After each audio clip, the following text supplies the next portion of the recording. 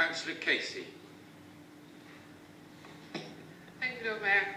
I'm happy to support the recommendations of the Fairness Commission, as it's really important for us to have the Fairness Commission for our people in Plymouth and to ensure that this brilliant cooperative council is leading by example and following one of the 4 cooperative values outlined as stated.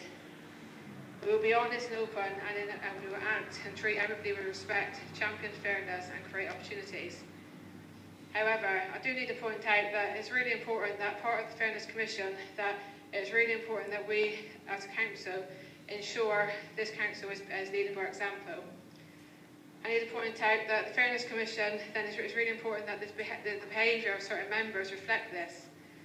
So we are following the value of treating people with respect.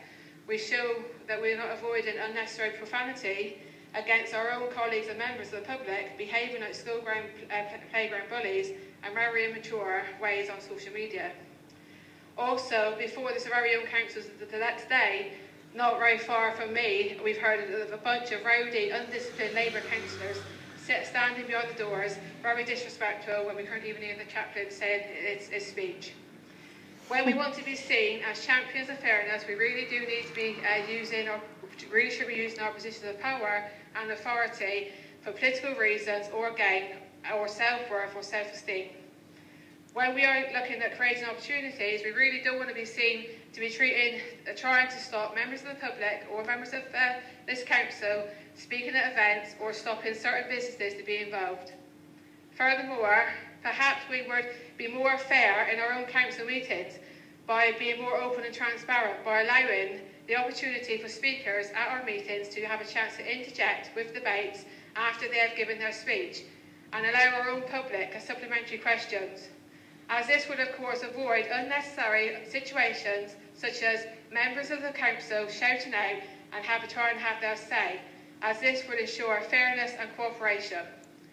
This would prevent embarrassing situations to have to evict members of the public and the council just for having to correct what has been said or maybe misconstrued or defend a deliberate comment made about them once they cannot respond.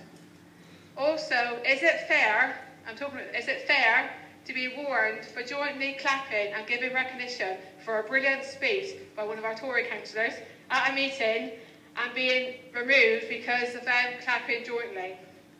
Also, of course, it can be seen as being undisciplined and destructive and disrespectful, but when, of course, it's more about being seen as unfair and undemocratic and not equal. Finally, with all this in mind, I am sure we together will create a fairer Plymouth where everybody does their bit to promote a fairer, more equal city by putting the people first at the heart of the decision making and giving everybody the same opportunities they deserve. Thank you, Lord Mayor.